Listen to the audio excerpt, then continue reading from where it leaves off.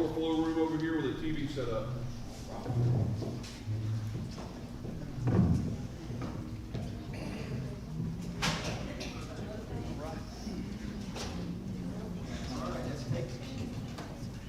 Let's go ahead and take our seats. It is now 6:30 sharp. And I want to welcome everybody.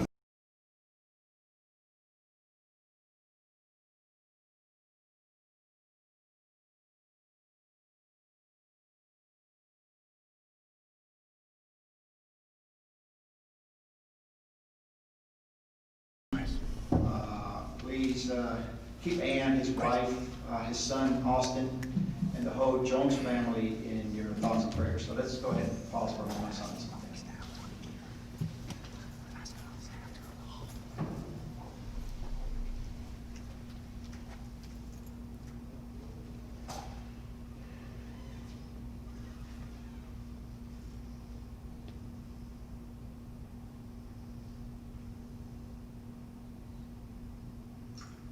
Thank you so much. Amen. Thank you. Again, God bless Mike Jones and Austin and the whole Jones family. I'm going to call up real quick. It was a pleasure meeting this young pastor here. We had a very, very peaceful event this past Saturday. A lot of pastors came, and I got to meet this young man up here. I'm very excited. And I told him, you know what? He did an awesome job on Saturday praying over the people that were there on Saturday. I said, you got to come to our council meeting and pray for us. So I want to introduce Associate Pastor Greg Johnson with New Testament Baptist Church here in Loganville. So, right here, sir. Thank you.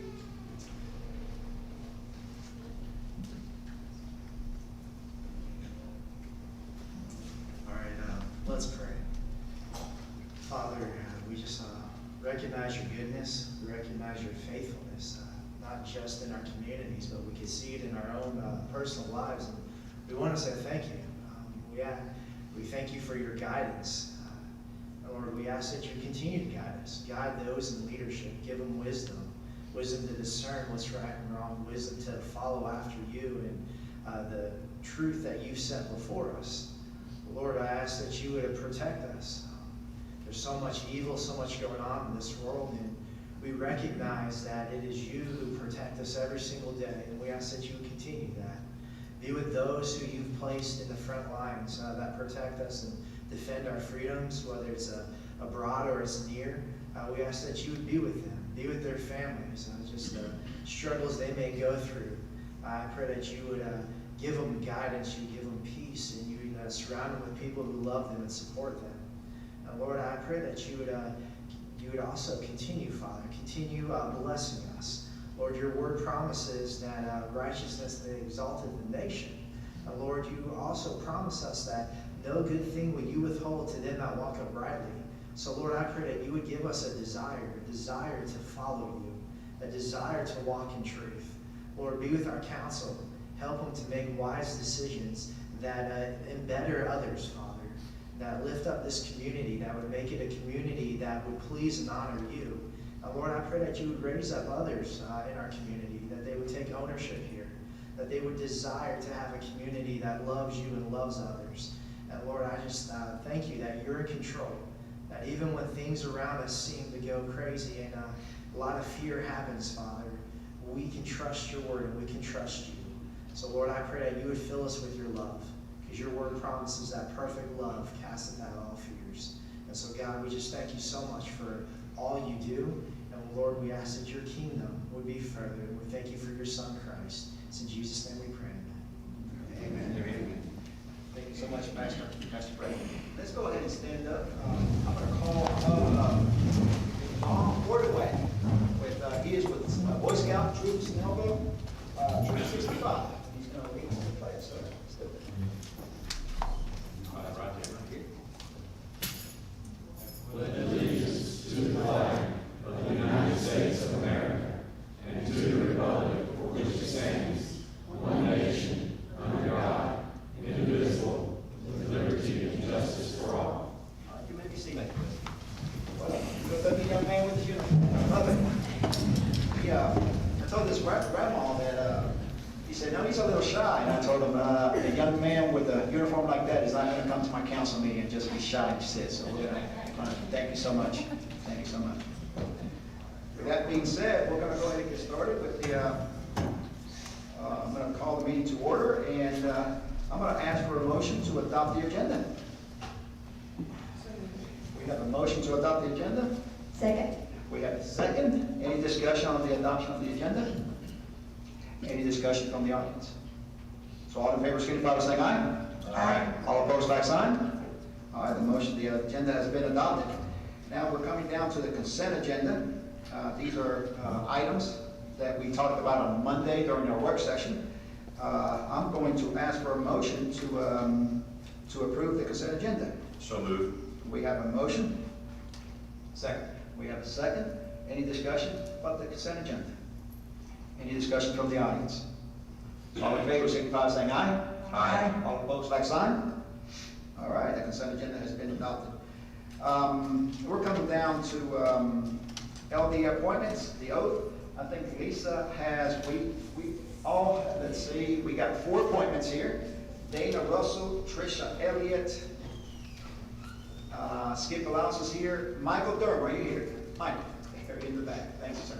All right, before we do that, Lisa wanted to say a few words about her appointment. Yeah, I just wanted to introduce mine. Absolutely. Okay, so Mr. Dana Russell. Dana's originally from Buffalo, New York. His family moved to Lawrenceville when he was 9 years old. He's a graduate of Central Gwinnett High School. He also married his sweetheart, his high school sweetheart, Kim. And they moved to Loganville in 2000 because they loved the hometown feel. So Dana and Kim have 2 boys. Matt is 27. He teaches English in Japan. And Ben is 23, who graduated from KSU earlier this year. And Dana is also the CFO for the Gwinnett County Public Library System. And I met Dana at a government class that we were taking over last year. So I welcome you to the LDA, and he looks forward to working with LDA. Thank you so much, Lisa. Then we have Danny Ford, want to say a few words about Tricia. Tricia Elliott. I met Tricia, just keep standing. I met Tricia a few months ago when we were having all the meetings and everything. So I think she'll be a great addition to the LDA. She's active, she's very knowledgeable, and she wants to be involved. So thank you for accepting it, Tricia. Thank you so much, Tricia. Thank you, Danny. And the third one is Skip Allows. I don't really think Skip needs much of an introduction. Skip served on city council for 8 years. I had the pleasure of serving within my first 2 years. I think he'll be a great addition to the LDA, so welcome. Thank you so much, Skip. And my pick is Michael Durham. Michael Durham, stand up in the back. From what I understand, Michael, you own Trust Heating and Air, correct? So I hope you brought some business cards with you, because some people, they need the heating and air, they'll come see you, right, Michael? Yeah. All right, let's go ahead and get those folks. Let's go ahead and get those folks up in the front, and we're going to do the oath.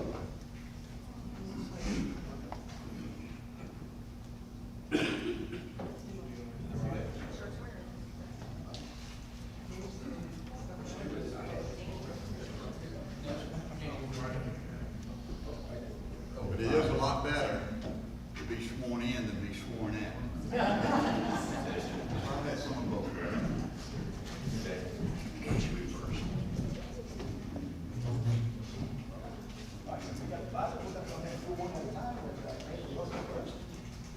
There you go. Let's go ahead and switch it up. And there you go. How about that? And state the name when I say aye, okay? I I, Dana Russell, do solemnly swear do solemnly swear or affirm or affirm that I will in all respects that I will in all respects observe the provisions observe the provisions of the Constitution of the Constitution of the United States of America, of the United States of America, the state of Georgia, the state of Georgia, the charter and ordinances the charter and ordinances of the city of Loganville, of the city of Loganville, and I will faithfully and I will faithfully discharge the duties discharge the duties as a board member as a board member of the Loganville Development Authority. of the Loganville Development Authority. So help me God. So help me God. All right, congratulations. Sworn in 11th day of June 2020. Congratulations, Dan. All right, Tricia Elliott is next.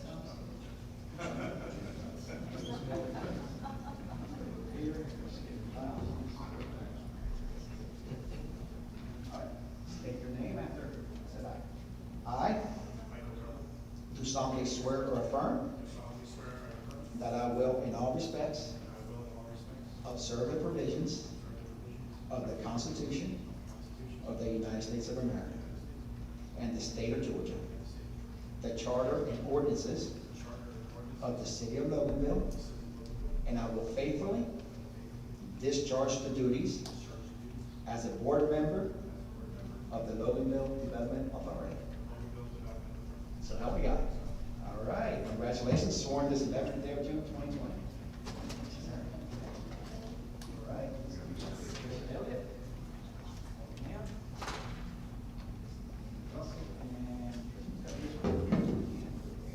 State your name after I said aye. I do solemnly swear or affirm We solemnly swear or affirm that I will, in all respects, that I will in all respects observe the provisions observe the provisions of the Constitution of the Constitution of the United States of America, of the United States of America, the state of Georgia, the state of Georgia, and the charter and ordinances and the charter and ordinances of the city of Loganville. of the city of Loganville, And I will faithfully and I will faithfully discharge the duties discharge the duties as a board member as a board member of the Loganville Development Authority. of the Loganville Development Authority. So help me God. Congratulations. Sworn this 11th day of June 2020. Thank you, ma'am. Congratulations. And last but not least, Skip Blau. You, I will do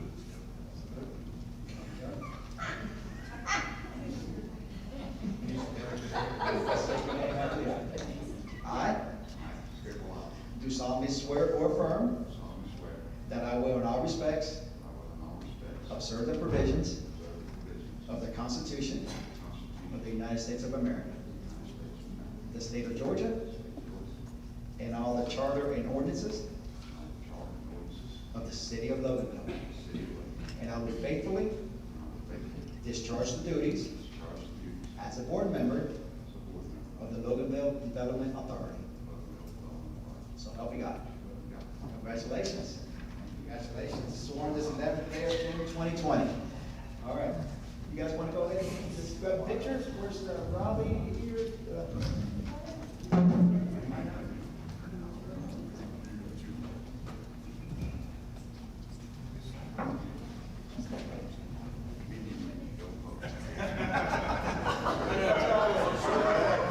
Is that better, Rob? Yes, sir. All right, everybody ready? 1, 2, 3. One more. 1, 2, 3. Thank you. Congratulations. Thanks again, Skip. Yeah. Favorite time, I tell you, I told you, whoever was here Monday, I warned you. You don't want to miss Thursday, and I'm glad you're here. All right. This is one of the reasons why I love doing what I do, because I get to recognize hard-working people.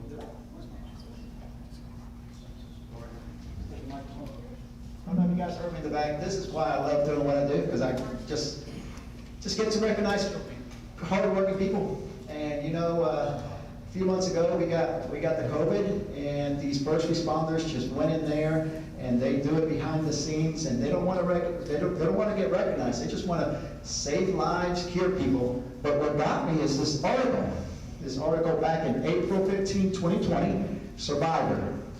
Some of the nurses that cared for some of the patients, and one of them, I wish he could be here right now, and he could give you all a big hug, but Nick Mavrus and his wife, and they got COVID, they got the disease, and they went to West Piedmont, and some of our great nurses took care of them, so thank you. But I want to go ahead and call Heather up here. I'm going to do a proclamation. You guys know that last month we had the Nurses Week proclamation, so I went ahead and read it, but that was Zoom, so I wanted to recognize the nurses, and of course Heather for what she does in life. So I'm going to hand that off to Heather real quick.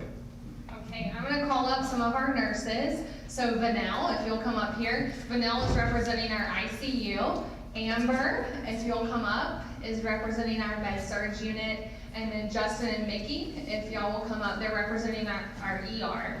And so there are so many nurses and other healthcare workers that have worked tirelessly over the past few months. But these four right here are a tremendous representation of all of our staff at the hospital. And so these four were recommended by our CNO. And so they're great assets for us, and we just wanted to bring them in front of all of you and recognize them. So as the coronavirus pandemic has unfolded over the past few months, Piedmont Walton's healthcare workers have had to be on the front lines of battling this disease that has spread through our community, our state, our nation, and the world. During this time, each of our providers, including the nurses who are standing before you tonight, have risen to the occasion to care for those in need of COVID-19 patients. These nurses meet and care for people when they're at their most fragile, bringing hope to what in some cases may be the worst days of their lives. We recognize that nursing is no easy task, and we thank each of our nurses for the high-quality, patient-centered care that they provide for our patients. We appreciate the City of Loganville for this recognition, and we join them in expressing our sincerest thanks to each of our everyday heroes right here. Your dedication, commitment, and courage deserve our deepest gratitude and admiration, and your service to our patients, which many are community members of Walton County, is saving countless lives and making a positive difference in our community. Additionally, we'd like to add that the City of Loganville has shown our hospital amazing support during this time. Our hospital staff continue to selflessly work around the clock to provide care for our patients. We've been overwhelmed by the support from family and friends, neighbors, strangers, local organizations, churches, local businesses, just people in the community, and they see Piedmont Walton as a vital part of our community, and we're thankful for that. Your donations of personal protective equipment, supplies, meals, and so much more has been a daily reminder to all of us of the generosity that's inherent in our community, and it's definitely kept our staff going over the past few months. Your support and gratitude have now more than ever been especially motivating, and we're proud to serve this community, so thank you.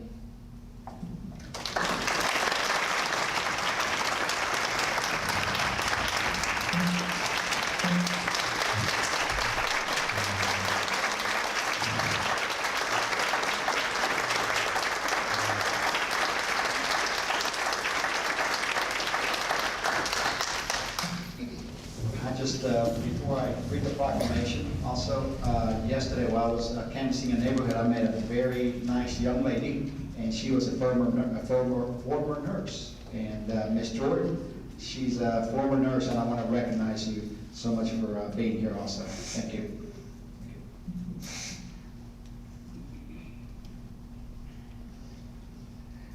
Whereas nursing is the nation's largest healthcare profession and one of the largest workforces in the United States, with more than 3.8 million registered nurses in the United States, which includes more than 69,000 licensed in the state of Georgia.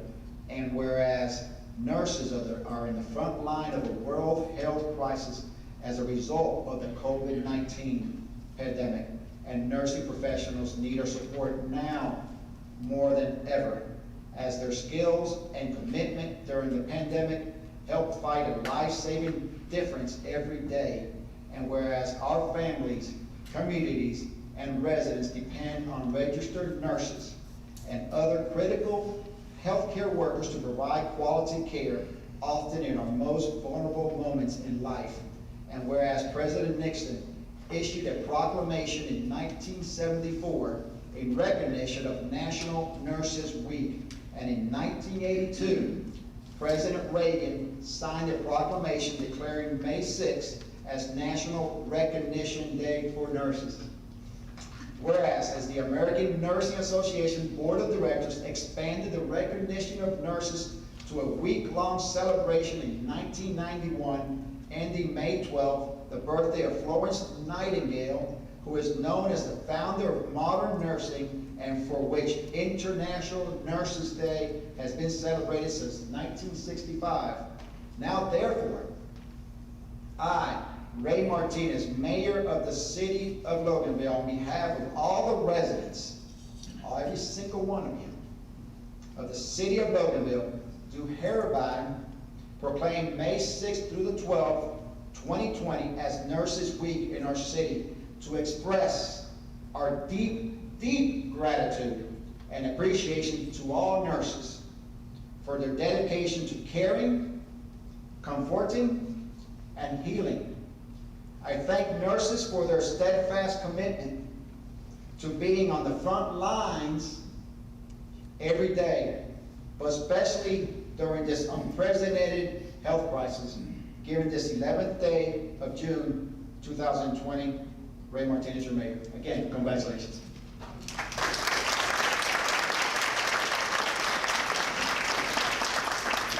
And now I'm going to have Heather go ahead and pass out the proclamations for the nurses. Thank you.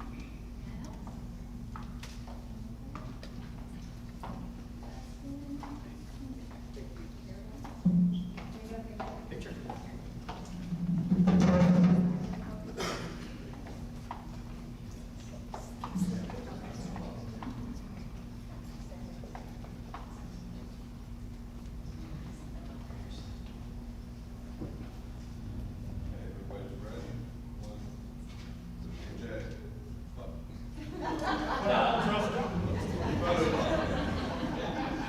One, two, three.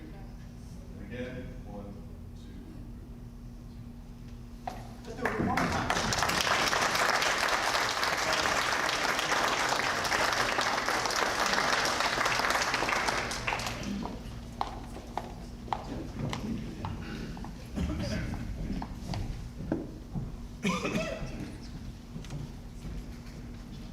All right, that was fun. Now we're coming down to committee/department reports. We're going to start with Lisa Newberry, Planning and Development, Chairwoman Lisa Newberry. Thank you, Mayor. The first case we have tonight is the annexation. It's case number A20-001. The applicant's name is Mark Davis. The address is 1590 Holly Ridge Drive. The other information is the same. The present zoning is residential R100. The proposed zoning is CH. The address is 315 Skyland Drive, Loganville. The parcel ID number is R5159014. The use of the property is office retail. And the parcel area is .952 acres. It was the recommendation of the Planning and Zoning Committee to deny the annexation. And I would like to make a motion that we also deny the annexation because the entrance is in the entrance of a subdivision. I will second that motion. So we have a motion here, we have a second. Any other discussion from the council on this step? Any discussion from the audience? With that being said, I'm sorry, wait, I have a question. What was the reason to deny it? Because the entrance is in a subdivision. Do you know that the other parcel across from Skyland is now for sale as potential CH for $495,000? I think we talked about it one day. Okay. I just noticed that, so, okay. I guess I thought this might be our opportunity to make sure that somebody went in and put a nice business, we welcome the business to Loganville, and we didn't put a Dollar General or something because we didn't control it. So, okay. we have a motion, we have a second. Any other discussion? Any discussion from the audience again? So all in favor, signify by saying aye. Aye. Aye. All opposed, like sign? Aye. Aye.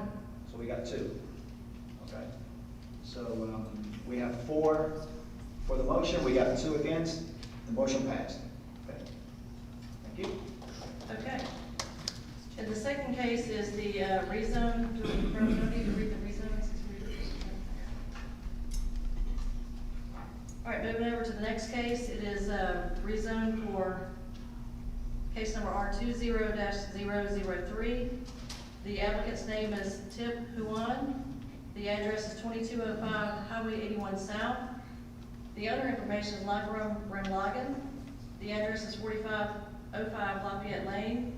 The present zoning is R16. The proposed zoning is CH. The address is Overlook Drive. The parcel ID is LG060057. The use of the property will be an automotive shop. The parcel is .96 acres. The planning and zoning recommendation was also to deny. And I would like to make the motion that we also deny the rezone because the land use map is residential and it is clearly inside the neighborhood. So a motion, I will second. we have a second to deny. Any more discussion from the audience? I'm from the council first about this particular motion. Any discussion from the audience about this particular motion? Go ahead, sir. State your name. Did you say, where's the microphone at? I don't need Yeah, we gotta have it for the YouTube. Well, you too, we got that. Where? It's on the podium. Go ahead, sir. I'm encouraged that y'all are considering denying the motion for rezoning, but I also wanted to add for the thought of discussion that my concern about that auto shop right there is the fact that auto parts or service dealerships will test drive vehicles. And that's a part of the function of the business. That has nothing to do with the traffic impact. And my concern is that that test driving will take place in the subdivision. And that is just too much of a hazard or danger to the children in the area, because they're not gonna get out on Highway 20 when the economy starts back up and it's backed all the way back up to Sharon Church Road. So I would please urge y'all to deny this. Thank you very much. Thank you so much. Terry Parsons, correct? Yes. That's for the record. I do want to say that I went walking around that neighborhood. You got some great residents right there. So around Holly. Any other discussion on that? All right. So we did have a motion. We have a second. All in favor? I'll tell you what. All in favor, let's go ahead and raise your hand. All in favor, raise your hand for the motion. 1, 2, raise your hand. 1, 2, okay. Your man. All right. All opposed, like sign. All right. The motion has been passed. 6-0. Thank you.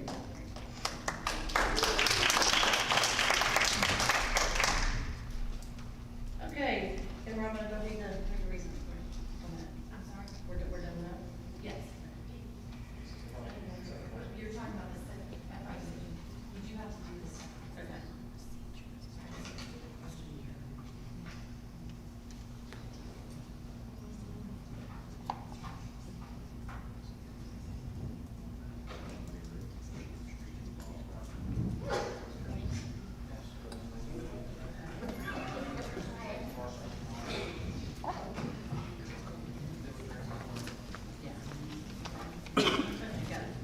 Okay, so the rezone R20-004, the applicant is Tip Huan. The address is 2205 Highway 81 South. The owner's name is Lakram Ramlagan. The address is 4505 Lafayette Lane. The present zoning is R16. The proposed zoning is CH. The address is Overlook Drive. The parcel ID is LG 060056. The use of the property is automotive shop. The parcel is 0.55 acres. And the planning and zoning recommendation is to deny the rezone request. Okay. And I'd like to make a motion that we deny the rezone because the future land use map is residential. So we have a motion. Second. We have a second. Any discussion from the council about this particular motion? How about the floor? None? So all in favor, signify by saying aye. Aye. All opposed, like sign. All right. So that's 6-0. Thank you. Okay, next on the list is the Walmart sign permit, that we agreed to table that for 30 days. So I'd like to make the motion that we table that for 30 days for review. We have a motion. Second. We have a second. Any more discussion? Any discussion from the audience? So all in favor, signify by saying aye. Aye. All opposed, like sign. Passed. Thank you. Okay, and last is the 60-day moratorium, and I'll ask Robin if you would mind speaking on that. Sure. Thank you. You have a revised draft of the moratorium that we discussed on Monday night, and we originally discussed putting it on the consent agenda. However, Tim Prater revised it to add the overlay district as well. For those looking in Muni Code at the city's code of ordinances, that is the 119-250. The overlay district has in it residential flats or lofts, which could be offered for rental in the same form as apartments, if we wanted to go ahead and include that within the moratorium. That's the only change that's been made to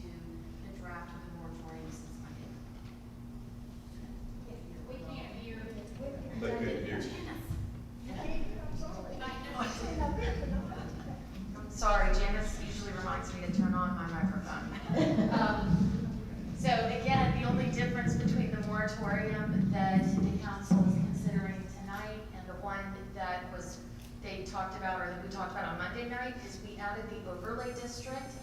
The overlay district does allow residential flats and lofts, which arguably could be offered for rent similar to apartments. So we wanted to make sure that all potential rental property was included or is included in the moratorium. So that's the only change between the moratorium draft you reviewed on Monday night and for tonight. And that's why we took it out of the consent agenda, so that you all would have the opportunity to consider and discuss that if you would like. Okay, thank you. Okay, if there's no questions, then I'd like to make the motion that we implement the 60-day moratorium on multifamily density. All right, we have a motion. I'll second. We have a second. Any discussion on it from the council? How about from the floor? All in favor, signify by saying aye. Aye. All opposed, like sign. All right, motion's been passed. Thank you.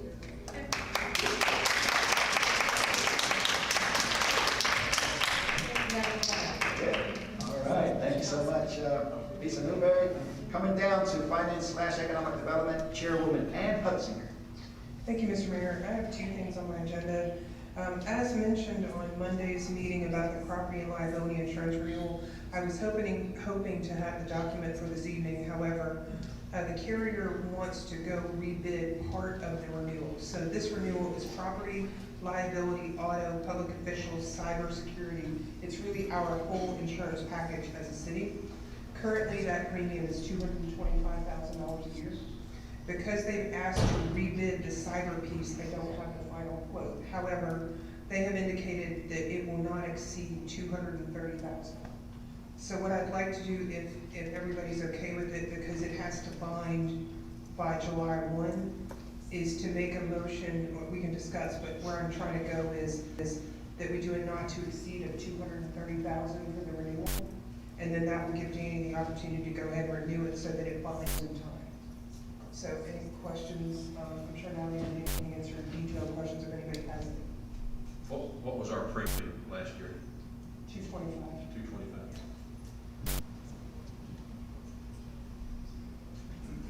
Is that a motion here? I wanted to do discussion if anybody has questions first. Any discussion? No. Then I'd like to make a motion that we authorize renewal of the property and liability insurance renewal with a not to exceed of $230,000 for the policy term of the year. I'll second. We have a motion, we have a second by Linda Dodd. Any other discussion from the council? How about from the floor? All in favor, signify by saying aye. Aye. All opposed, like sign. All right, motion's been passed.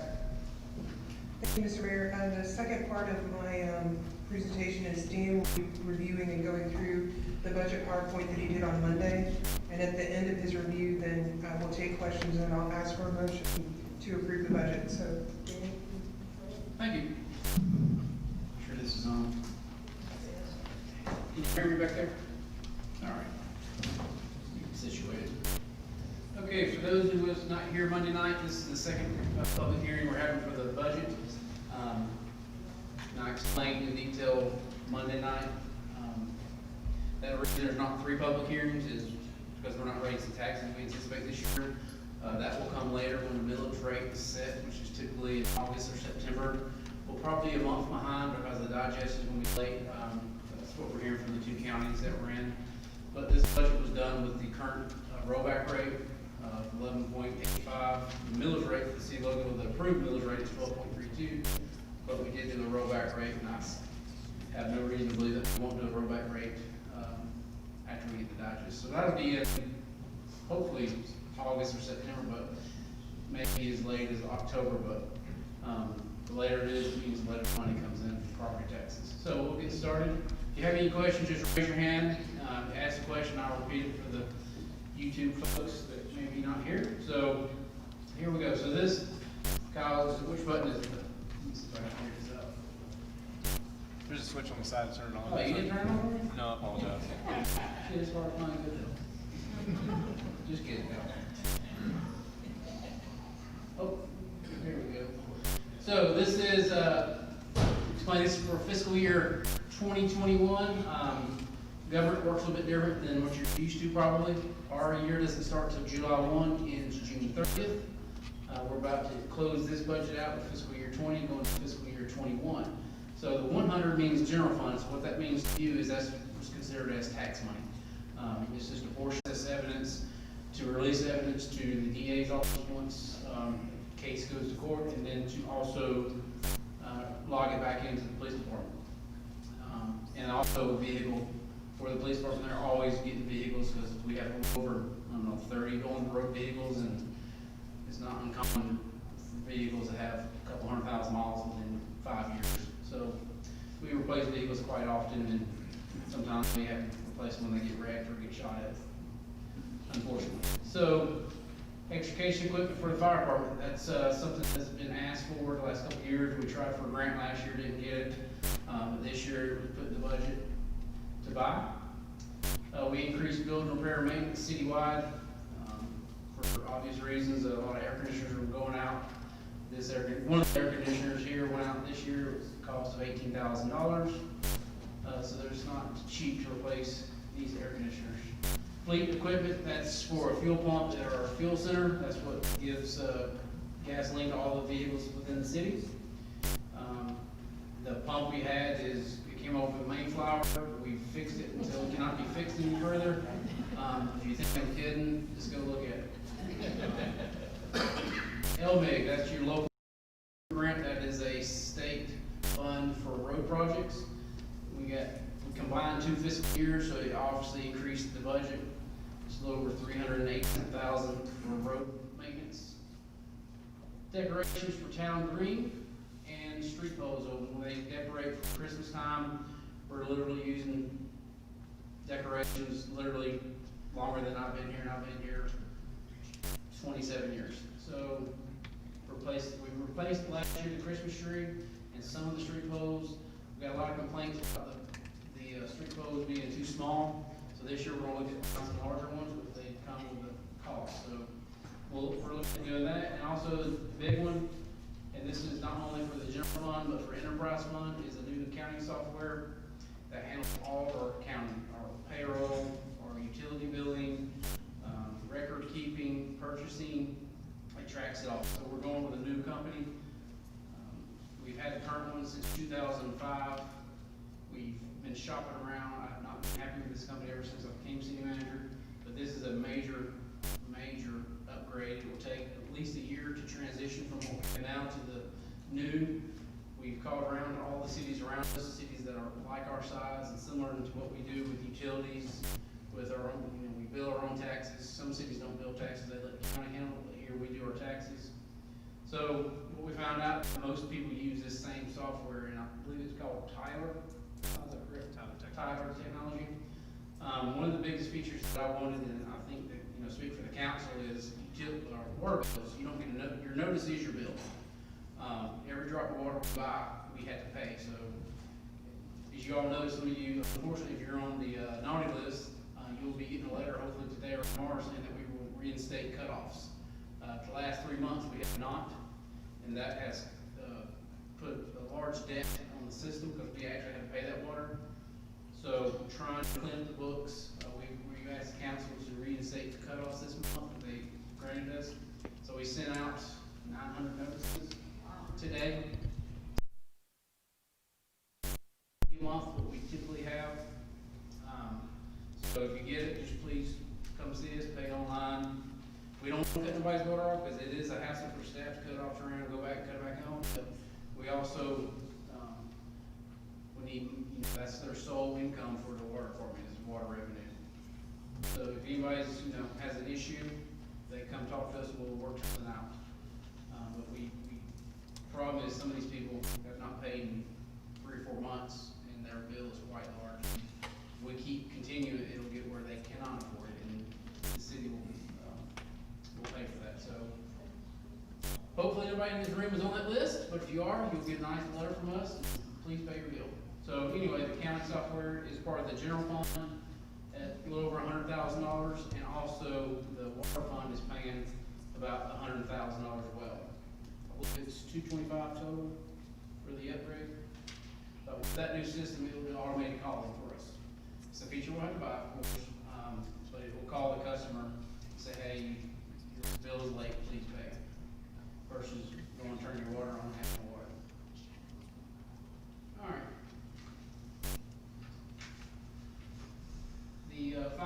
number that you see is the enterprise code for the enterprise fund. That is the business side of government. That is a side that can actually make money. So some of the big increases really go to one thing that we did, and that was a plant expansion that we did in 2018. We bonded a little over 15 million to do phase 2 of the plant expansion. So this is a direct correlation to the increase. Since we've added capacity, a little over 2 million gallons of capacity per day, it's going to require more electricity to process the water. Plant engineering is still being built, so the engineer has quite hefty invoices. And then, of course, the bond payment a little bit this year was, I think it was 400,000. It goes to right at $1 million this year. So that was an increase. And then, of course, you see the accounting software that he's going to pay for. So the cuts we made. So reason we have cuts because I've always had more expenditures than I do revenue. Revenue is something I cannot control. Expenditures is something I can control. So I do revenue first when I do a budget, and it tells me what I'm going to collect for that year, a good estimate, and then I base that on expenditures. So I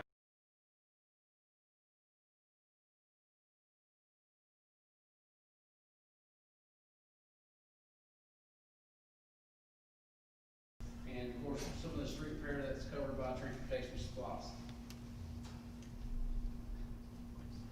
On the business side, you also see engineering was cut because we cut infrastructure upgrade. So when we cut that, automatically cuts the engineering side of it. And also they've asked some vehicles that we just didn't give them in order to balance. Any questions so far? Okay. So now you'll see the revenue. So you'll see this fiscal year 20 is on your left. That's 12,870,000.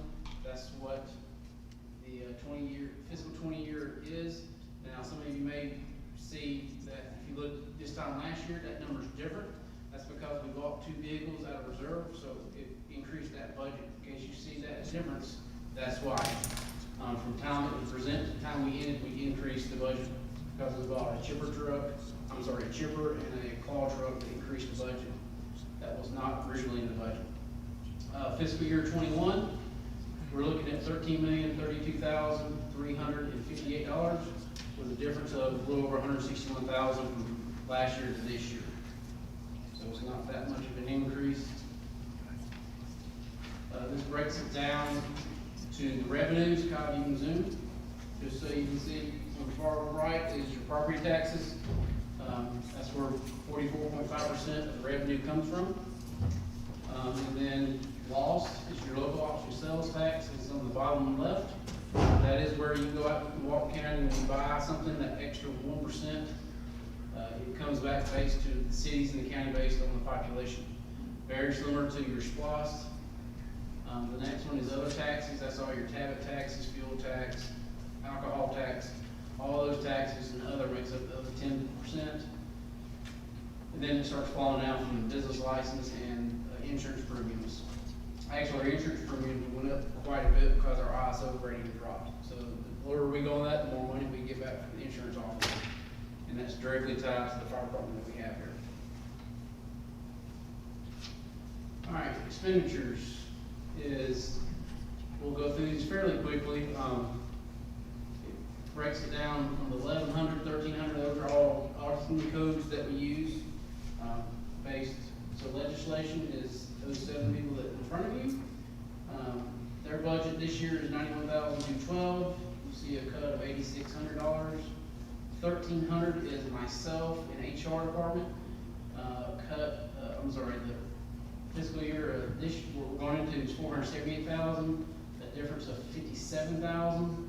Elections is a difference of $7,700 because we're not having elections this year. 1510 is the financial administration. It's usually the people up front that you see every day. The cut of $79,000, so their budget is $772,000. IT, 621 is their budget. Increase of $82,000. Actually, he reduced his budget, but when we added that $100,000 server in there, you see it increased to $82,000. Government buildings is probably the biggest increase. That's where we moved a lot of those monies from other departments and put in government buildings for repair, maintenance, replace stuff. That, they take care of all the buildings in the city, as far as maintenance and cost, repairs. Judicial went up 10,000, I believe, a lot of that is public defender went up. More people request a public defender that you all have to pay for. Somebody that doesn't have an attorney or can afford an attorney, we foot the bill, our taxpayers foot the bill for that, which is law, not a city thing. Of course, the biggest two takers of this budget is police and fire. It's no secret, it's always been that way. Police at $3.1 million, increase of 27,000. Fire department, right at $3 million, $2.9 million, difference of increase of 17,000. Who's doing, I don't know if they can see that. Public Works, decrease of 88,000. That's just, shift of money to, to government buildings you have there. Highways and streets, that's where the LMIG increased at 74,000, so they're at 1.6 million. Fleet maintenance shop, that's the fuel pump we talked about earlier. That's some of his increases. He's at 640,000. Library stayed the same. That's what we pay quarterly. That's divided into 4, so that's what we pay for Uncle Remus, or now it's a new name. Planning and development, decrease of $3,700, so they're $364,000. Events took a hit because of what's happening. They're at $341,000. And it just shows you in a pie chart where that money is all spent. 47% goes to public safety. It's not cheap to run a fire department or a police department. Sorry.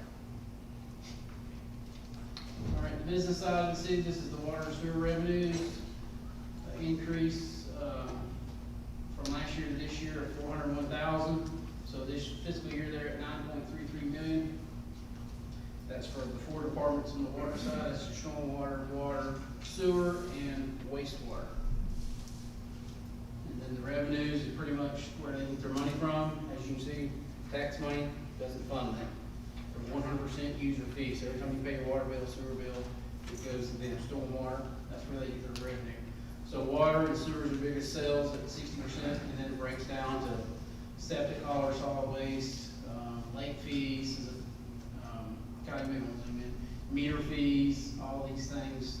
That's where it adds up to the $9.3 million. And then his 4 departments where it goes, as you can see, wastewater has the biggest increase, almost $1 million. But a lot of that is because the other departments move money into there.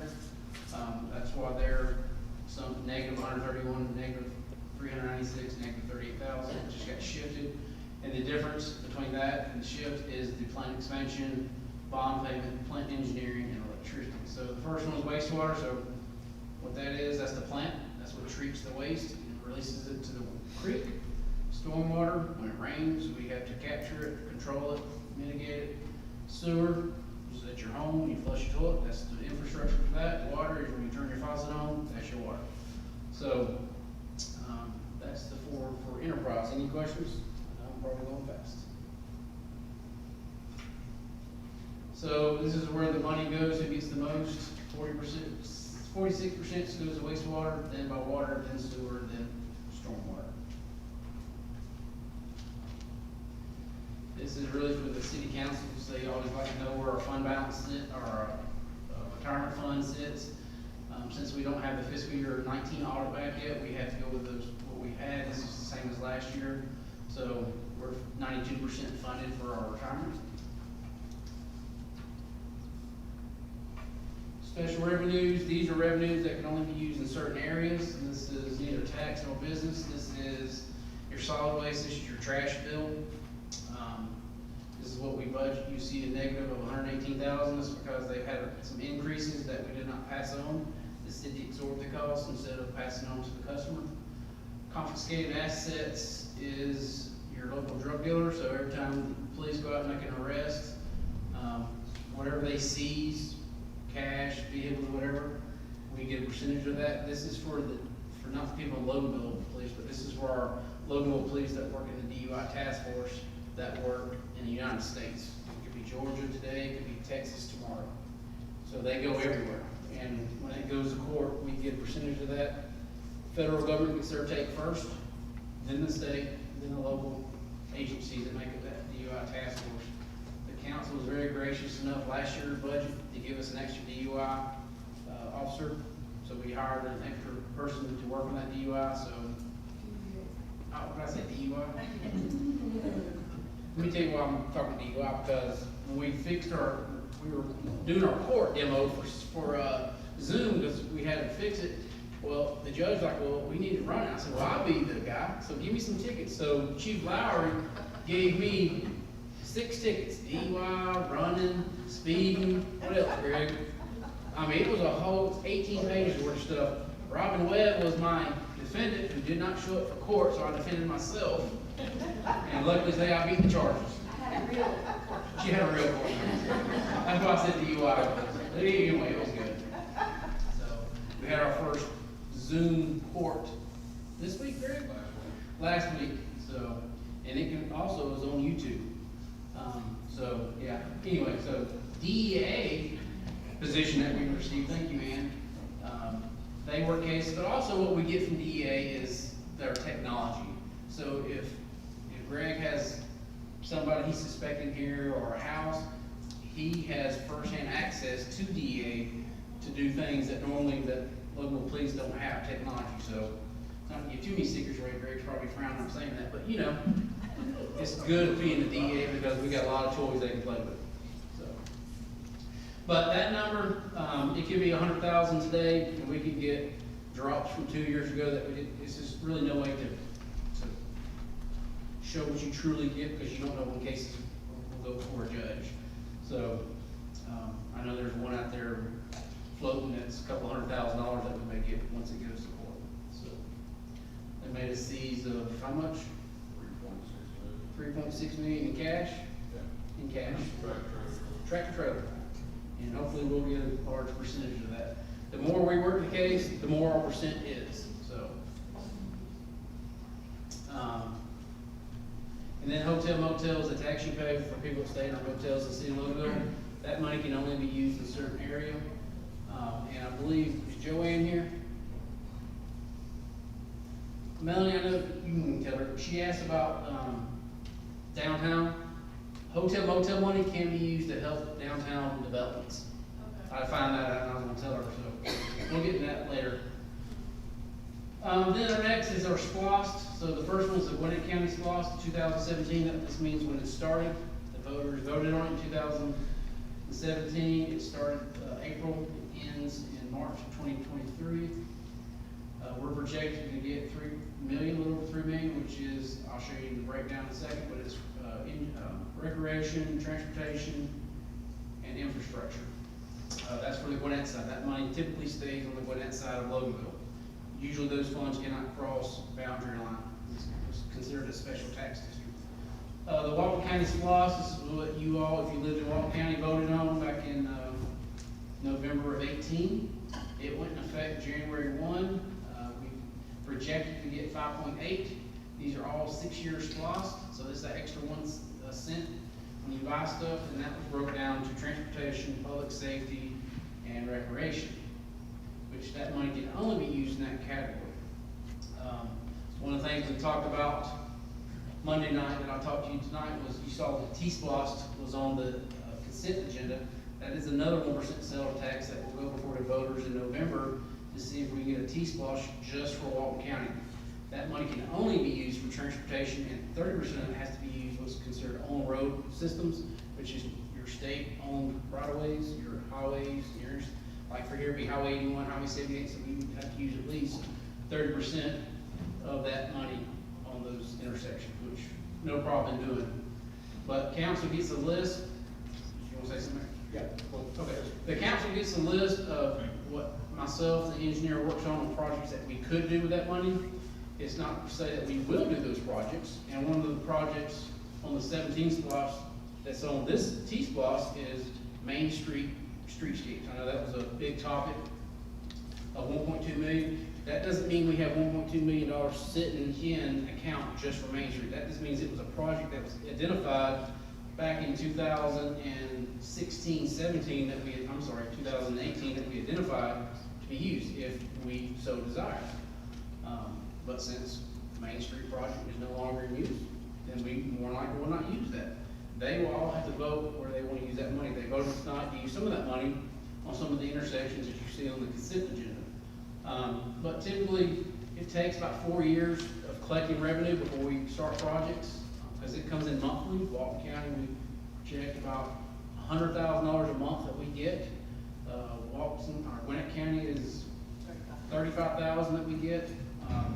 So when sales goes down, that number goes down. When sales goes up, it goes up. Right now, we're tracking about 11% good. For Gwinnett County, I was in a meeting today with the mayor on ARC, they're at 14% down. So, you know, it ebbs and flows. So, any questions about SPLOST? Hey, Dan? Yes, sir. You just mentioned the importance of filling out your census. That's how, they're probably wondering how we came up with these figures. Yes. Based on population. Yes. So all the cities have to meet with this. So the county has to call for these SPLOST. These are not city these are not city called taxes. This is a county has to call a tax. And then based on your population, and if you're what's called a qualifying city, then they have to engage each city in the county to participate, either participate or not participate. We always choose to participate. And then we agree on how are we going to split the revenue up. So it's always based, not always, everyone I've done is based on population. And we typically use the census of the last census. I know our last census was in 2010, but they also had an update in 2016, and that's the number we use for both of these. So when we do Walton, we have to redact the Gwinnett citizens, which is about 2,700. And then when we do Gwinnett, we have to redact the 10,500 for Walton side. So it's based on your population. So if you get that census, please fill it out. That's where the funding comes from. Because I know we have more than the 12,000 that we put on there. But that's how it is divided up. Any questions on that? Yes. The 1.2 million for the Main Street, since it wasn't used, you mentioned that the council could vote to use it somewhere else. Yes, ma'am. Can they also vote to use it on Main Street? Yes, so I'm going to repeat your question, Joe, Patty, for the YouTube. So the question was the 1.2 million for Main Streets, can you use it for that? Since we're not doing it, is that right? Okay, so yes, the city council can use it anywhere that the transportation money is allowed to use. It could be for sidewalks, red lights, restriping, repaving. It can even be used to buy vehicles for transportation. Like we bought lawnmowers to cut the shoulders of the road. So yes, long as the state approves the project, because it's their road. With the restriping of 20 in Main right here that we're going to do in front of the library, it took us about 4 months. Was that 4 months, Bill? About 4 months to get it. It's called an encroachment permit, because we're going on their property. First time they denied it, and then, like I said, Monday night, our wonderful chairperson of transportation, Bill Duvall, got involved, and it got approved. So we started 4 months ago on that, and it just got approved. So yes, to answer your question, Patty, yes, whatever the council votes on, as long as if it's a state road and we get a permit from them, yes, we can use that money anywhere we want to. So yes. What was it going to be used on when it was going to be used? It was going to be used for, well, if the council voted on it, because it was, when it went to the voters, it just said transportation. So it's a very broad, so we can use it anywhere. So typically any projects that come up, they'll have to approve them. But at that time, that was designed for was sidewalks, light poles, trees, I believe on street parking, if I'm going off the top of my memory, but it was part of the LCI, if I remember right, where it first came from. We met with them, Dan McCurry was the mayor, so that tells you it was 2016 when we first started talking about it. But we had a hiccup with them because they said you can't touch the sidewalks because that's in the right of way. The right of way of Main Street goes pretty much to the threshold of every business. So they said, well, you can't put concrete because it's not historic. So we had an issue with that. So, but that's what it was going to be used for. So by some miracle, that we can come, the Annie's little group can come to a decision on maybe how we're gonna revitalize downtown, Main Street.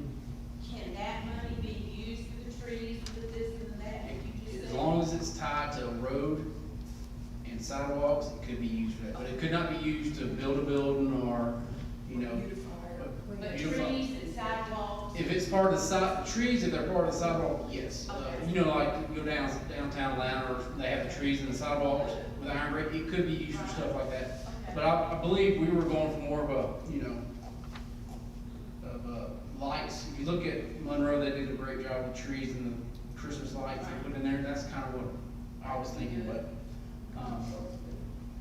it kind of got stopped, so we haven't really had much discussion on that, but one of the projects, you spent $90,000 on C.S. Floyd last month, so that's where some of the money went also. Anything else? And that just breaks it down, like I said before, where the money for Gwinnett County, this is Gwinnett SPOS, 44% recreation, 42% transportation, and 12.52 for infrastructure. So this big project is, that we're planning on doing is restrooms at Destination Park, redo that whole park with possibly new playground, a new entrance, new paving, new trail, do a memorial garden for all timers. And then the big thing is we gotta get water and sewer to the park, so that's what we're working on now. So that's kind of where that money's been spoken for, and also sidewalks, down Oloville Road to the park. Any questions on that? All right, Waltz Lost, transportation 55%, public safety 40%, and then recreation 3.9%. The biggest was, of course, transportation. We put a little over $3 million if we collect it into transportation. And then 40% to public safety, can be used for fire department, police department, or a combination of both. And that's all I have, and I thank the staff, and thank y'all for working with us as COVID was a little bit different for us, working on the budget, but we got it to y'all in time for approval, and I will ask that motion to approve. Thank you, Dean. Thank Thank you. you for all your work and Natalie and everybody. Does anybody have any questions? If not, I'd like to make a motion to approve the budget as presented. I'll second it. We have a motion. I'll second. Linda, second. Any other discussion? All in favor, signify by saying aye. Aye. All opposed, like sign. Please approve. Thank you. And I'll just do one more thing that was brought up Monday about downtown development. About, the lady asked what money could be used to revive some businesses, and I told them I would have to get with Monroe to see how they did it. So I spoke with Monroe yesterday, and I don't know, can y'all go get Robbie, because he may want to talk about this, because him and Christy worked on it. So what Monroe did is they had they took money from their electric utility side, a little over $100,000, and they gave it to their development authority, and the development authority put some money, and then they did a kind of like a COVID relief, but it was geared around utility assistance, payroll assistance, and rent assistance, and it was $2,500, and it was a first come, first served, and it had to be in their district that they labeled. But to answer your question, that's how they did it. That's something that the city could do. You can use taxpayer money as long as it goes to the development authority. That was the real estate arm of the city. But for the city just to give the business, no, but the city could give money if they choose to the development authority. I know we got 4 members here. And then they could do that assistance if they so desire. We tried it in, I don't know what year it was, but it was when we had the DDA. Melanie, I don't know if he was part of that. I don't know what year that was, but early 2000s?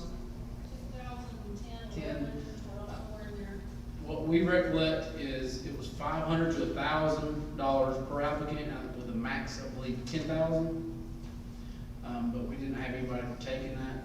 We did, we had the my sister's antiques, we gave them $5. Okay. Yep, there you And go. they painted the outside of their building. Yeah, so that's something we could do, but it would be from the LDA, since the DDA is inactive, or you could reactivate the DDA. I don't know the conflict between two authorities, but that's a question for Robin to answer. So, but to answer her question is, it can be done, you just have to put aside funds from the city, or the development authority could somehow maybe get money and do it themselves. But it would have to go through an authority to do that. To answer her question. So any questions on that? Rob, you want to talk about the Main Street project? Yeah, I want to hear about that. I know it's not on the agenda, but that was asked Monday. All right, Rob, over here. Loves to talk public too. You know, I love public speaking. You know, that seat I got in college in public speaking. I love that on display. Danny had asked me to just talk a little bit about some of the efforts that have been already undertaken for the Main Street. When I first started, one of the things that we did was look at doing what's called a Main Street program. Monroe has it, Social Circle has it. Christy and I went through the introduction training class. We came back from that, and at the time it was felt that it may not be the best course for Loganville because we don't have to relinquish a lot of the control over the management of the future for downtown Loganville. And there was also a little bit of concern that how effective it is for new growth, where it's better if you, while we have had a lot of businesses interested in moving to Main Street, none of them have been interested in building a building.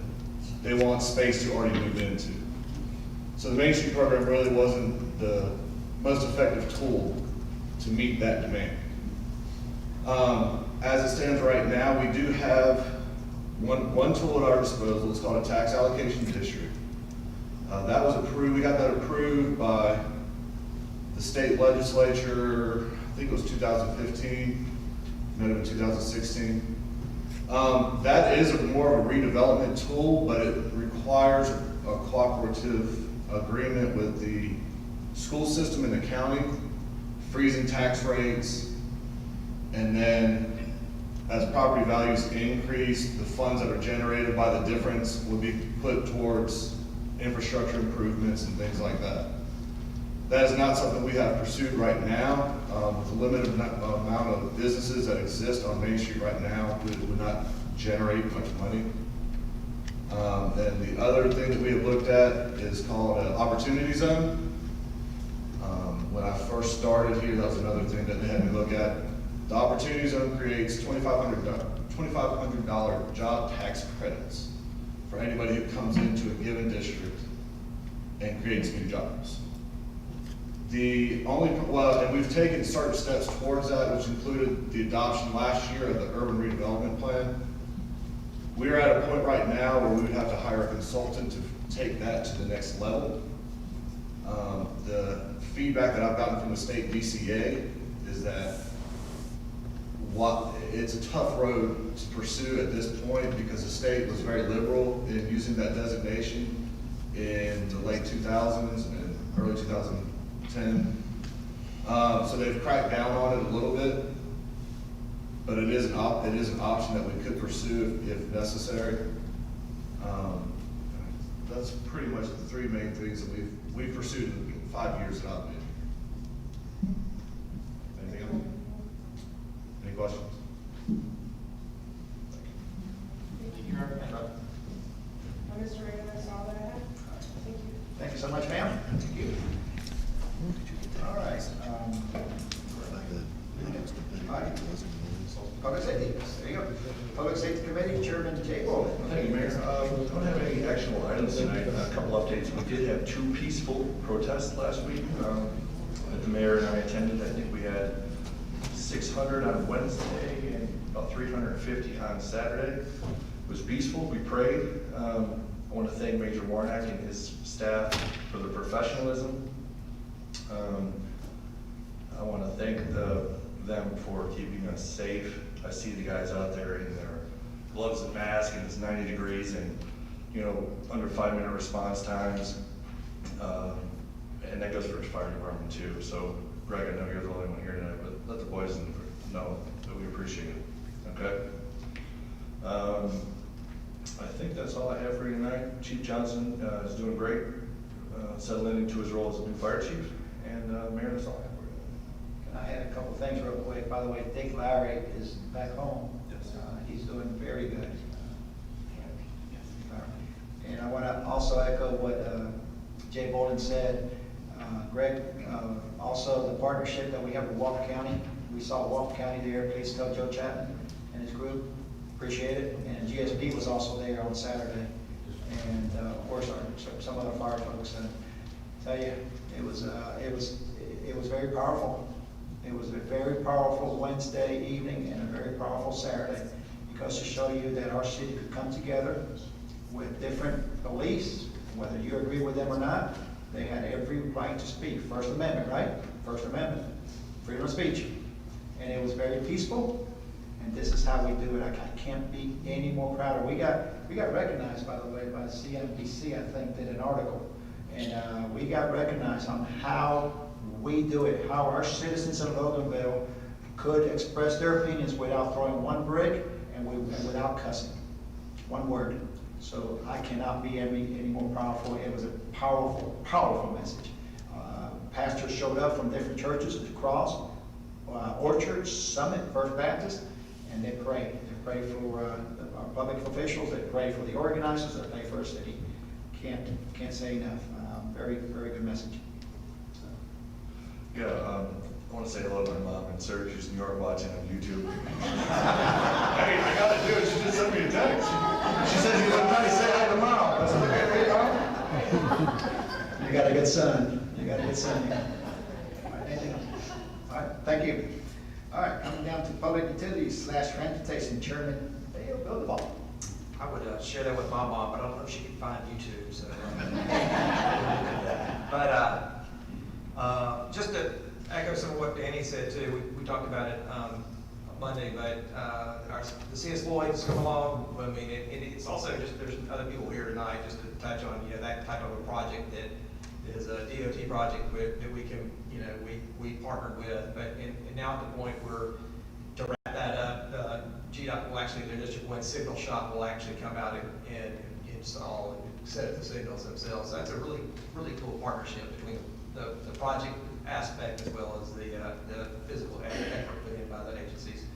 So I just want to echo that. And also people might have seen some of the traffic signals that's going up. The power lines at 2071 have been raised. It looks like they're getting ready to put that signal installation in. We've got signals installed at Cal Drive and 78. We're looking forward to Tom Brewer coming soon, a few others. But CS Floyd, yeah, still scheduled. So those are coming along. I did want to point out though, we talked about it Monday a little bit about the effort that's going on, or not effort, but the traffic that's surrounding Popeyes and Lee Bird and all. And I think that's a real concern. Even tonight, Danny, coming here, I can see traffic backing up on Lee Bird. And I think the city, I don't know if that's a planning and zoning effort or something, but I think we need to reach out as a city and notify Popeyes that's a safety issue. And I want to see, I'd like to see them at least tell things. I mean, I know they're getting to do diesel lane right and turn off of 78, and that should improve things, but they can do something better to not have traffic back to Lee Bird. So I'm not sure exactly how we can do that, but I think that's something we need to do. Bill? I've contacted one of the partners that he gave me his card when they first opened, and one of my suggestions was, how about just speeding it up, just speeding up the drive-through window. Do what Chick-fil-A does basically, and he's looking at that, and maybe the citizens could put pressure, but I'm putting pressure on that gentleman, one of the partners there. Just speed up. I mean, you don't have to have a car sitting there for 5 minutes trying to get it. So they're working on it. Hopefully. But if you have any other suggestions, Sure. We want a good experience, but also want it to be safe. So absolutely. And seeing people dodge traffic here around on Lee Bird is not safe. But beyond that, Mr. Mayor, everything is on consent. So I have no further actions. Can I just add one more thing and have Danny back it up, as he did say it on Monday? You guys have seen a lot of transportation projects within the last year, 2 years. Our council, along with Danny and his staff, are working tirelessly for our transportation. Danny, can you say that quote one more time? And I promise that might be the last time you want to say, my friend. Because it's very important. I want you guys to realize how much we're working behind the scenes on transportation. Yeah, so we had a meeting a couple of weeks ago, I guess, with, I don't know their names now, but these were the board commissioners of GDOT, ARC, which is Atlanta Regional Commission. Like I said earlier, I've been here a long time, and I was telling the Area 1 for GDOT, I said, the 3 years I've been here, I've been to your office once, I've had multiple meetings with them, and then the chairman of the GDOT board comes and talks at the mayor here with the ARC, and they were asking the mayor, what can we do? And the mayor gave them a whole list, and I just told them, I said, I've never seen the response from y'all in the last 20-something years, but in this 1 year on, in 2020, we've had them here 2 different occasions, so things are moving for transportation. For many years, C.S. Floyd was like talking to the wall with them. They said it's part of the long-range project, we're gonna address it. Well, that plan for addressing it started when I was in high school in 1990. So it just got completed, part of it, not the full intersection, but part of it that they agreed to pay, and they paid $200,000 towards that, and we paid the other $90,000 for C.S. Floyd. So that just goes to not only the mayor, but also Bill and council, and Danny Ford when he was the chair of transportation, he also went, and he and I kind of got ill with them, but the mayor calmed us back down. So anyway, they're here, they know we're here, and the mayor has been appointed to the ARC board, and I believe he had his first meeting today, and hopefully more things will happen. Thank you, Dan. Bill? That's it. Thank you. All right, thank you so much, Bill. All right, coming down to Public Works, last facilities, Chairwoman Linda. I have no actual item there, however, Jeremy's supposed to be here. If he's not over, Can he be? he's coming. Can you go? Okay. Jeremy's gonna come up and give you an update on Public Works, because they were kind of in limbo during this crisis, so they're back in full force now.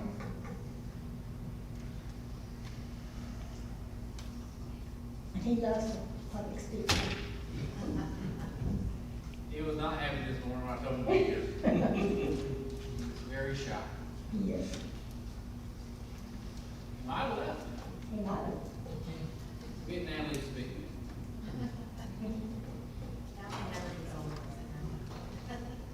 There he is. Gotta Go back here.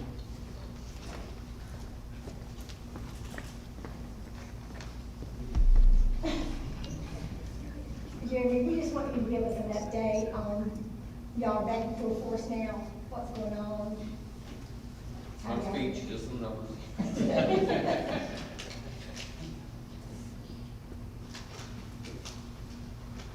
That's the agenda.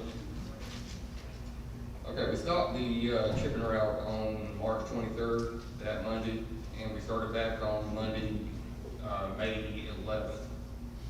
That was 7 weeks with no chipping stops by us. We didn't pick anything up simply because we had to split our crews up. Some days I had 2 guys working, some days I had 3. There were several days I only had 1 guy working. If they had to miss work for some other reason, discipline and stuff like that. During a normal busy week for us, we may make 200 to 250 stops at residents' houses throughout the week, and we may pick up 79 tons of debris. The week we came back, we had 339 stops, and we picked up 22 tons of material. We could not have done it without having both chippers out on the rail, and we had help from the facilities department, Randall Casper with the claw truck helping us out. I do want to say that I received several phone calls from very angry citizens while we had the chipping route stop. But I also want to say every phone call I got, by the time they got done talking to me, it ended with, "Thank you for everything you do. We support you. And God bless you and stay safe." And of course, I said the same to them. So I do want to say thank you to every citizen that took the time to call me instead of just going on Facebook and saying, you know, that we weren't doing our job, stuff like that. Thank you. I really mean that. And it meant a lot to the guys too. It wasn't an easy decision to stop the route.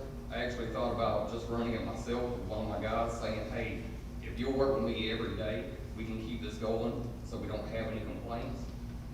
But then I started thinking that's putting my guy at risk. It's putting my family at risk. A lot of people ask why we didn't pick up limbs during this time. They're like, how do you know the virus can survive on the limbs? That's not the whole thing. When we're out on the chipping route, we have homeowners come up to us and try to talk to us. By the time they get in our faces, because we can't hear them over the chipper, by the time they get in our faces, it's too late if they have it. It's not a 100% guarantee we can contract it just from talking to them, but I mean, if they have it, what do we know the chances are? We've had homeowners come up and put stuff in the chipper, limbs while we're working. I don't mind the help, but with that being said, it's real dangerous. But we got through it. Working together, we all got through it. Working together, we all got through it, and I do want to say thank you once again to my employees, Randall Casper and his department, and all the citizens that bared with us and helped us out. So, one thing I do want to mention, I hope you don't mind, we run into a little issue Friday. I know we have certain guidelines and stuff when we pick up limbs and everything that some people may not understand why we do it. But one of our guidelines is we will not try to pick up anything that has garbage and stuff mixed in with it. I'm gonna tell you a little story about something that's actually happened Friday.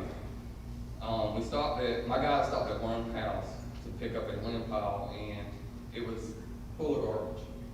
And I don't mean like, you know, just paper stuff like that. It had just a lot of miscellaneous stuff mixed in with it. They pulled out as much as they could, everything they could see. I have a guy that's been with me for exactly about a month now, and he picked everything out, set it in a pile next to where the wood pile was, put it in the chipper, and heard a noise. What happened was the homeowner, I don't know, I'm hoping it was accidentally, left the head of a metal hatchet in the limb pile. Now, like I said, I'm sure it was an accident, but the reason why I'm bringing this to your attention is if you put out limb piles, please don't do this. What happened was the head of the hatchet got caught in the blades of the chipper. It sheared off two of the blades. One of the blades went into the chute that the chips come out of. The other blade went through the metal chipper, blew a hole in it, the size of the blade, and if the guy who normally starts the chipper up, revs it up, and made it to his position at this time, it would have hit him and killed him. It's a double-sided blade that came out of the chipper, and those are diamond sharpened. I mean, we know the police officers, I have nothing but respect for y'all as firemen, we know your job is dangerous, but so is this one. I mean, it's not, we don't get shot at, but there's a blade in there that comes out very fast. I mean, it shot through a metal chipper. Imagine what it would have done if it had hit one of my guys. And I'm just asking y'all, if you put out limb piles and everything, try to make sure that, you know, you understand why we ask y'all to meet us halfway, do some of the things that we ask you to do. I really don't have to call one of my guys' wives and tell him he's not coming home because of something like that. So, I mean, I'm sorry to bring that morbid stuff up, but I just wanted to mention that. Okay. We're good? No. Jeremy, stay right there just a minute. Stay right there. I also want to thank Jeremy for his leadership with his team. They learned from Jeremy. And if any of you have been to our concerts, any activities we have, Jeremy is always there. He may be their boss, but he is always there. And he helps them, works right alongside of him. And I just thank him for his leadership because his guys work good, because he sets a good example. And I just thank you, Jeremy. Thank you.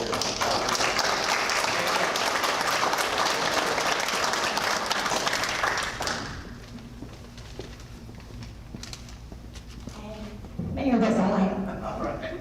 Thank you so much, Chairwoman Brenda Dodd. Coming down to Human Resources Chairman Danny Ford. I have nothing, Mr. Mayor. All right. Thank you so much, Chairman Danny Ford. Coming down to City Manager's Report, Danny Roberts. Mayor, I don't have much, but Linda, you wanna talk about the email you received from Jeremy, or about Jeremy? Yeah, I forgot about that. Yeah, she Sorry. can talk about that real quick. Email came in about Jeremy. There's a lady that had some issues with some limbs, and she called up there and talked to Jeremy, and she said that he was the most pleasant person of all the city employees that she's talked to. She said he was just a gentleman. He answered her questions. He gave her no excuses. He told her what was going on. She said that also the workers that she has met with outside, because she had an issue with the limbs, she said they were very pleasant. They could not have been any nicer to her, and she said she really appreciated that. And she sent it to Danny, and Danny sent it to all of us, and that just speaks highly of that department over there. So if y'all see these guys out working, y'all give them tell them thank you, just like you do our policemen and firemen. And here we go. That's it, Mayor. Thank you so much. Danny's coming right back. I think he's got a report from Christy Daniels, our events. We made it happen.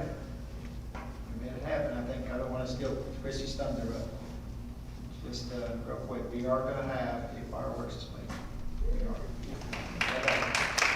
And you see, some of the city of Lawrenceville, Duluth, Snellville canceled them.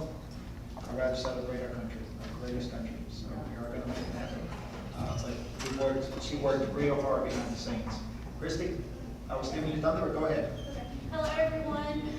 We're excited to find out that we were actually able to have our events this year. There for a while, we were just sitting there in limbo land, didn't know what to do, if we were ever going to do it. Will wasn't going to be able to do it.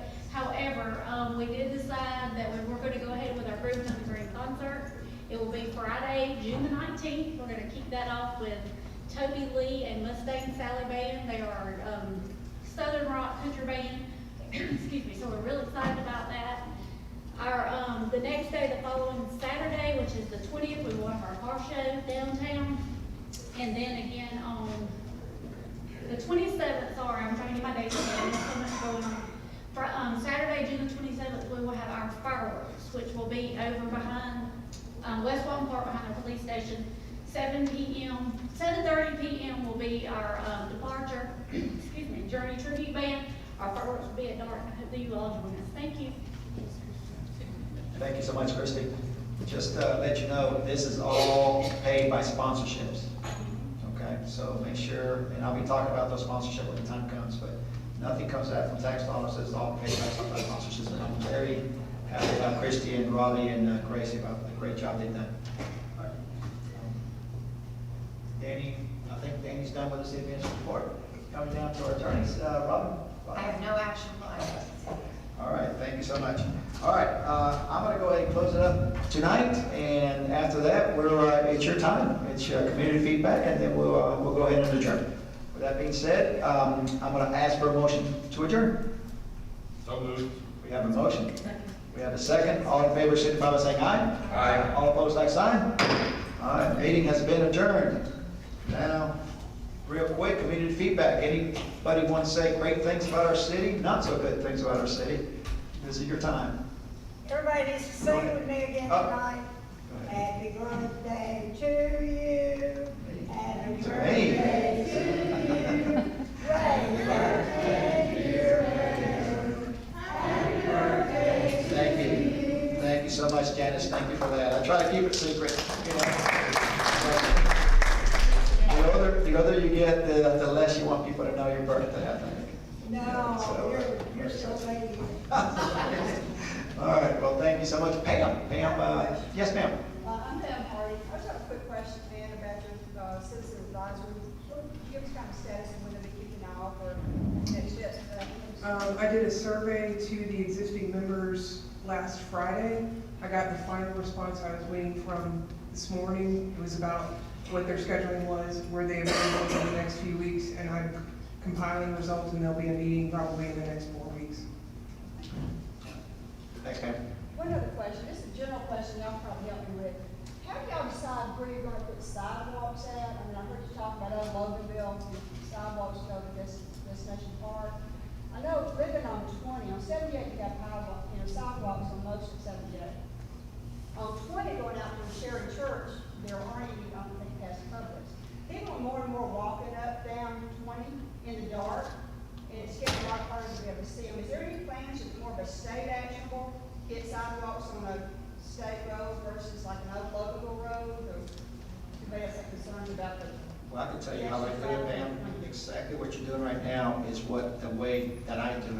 we got the sidewalks on Old Oak Mill Road, I actually went to the residents, and if Danny's here, or anybody could chime in on it.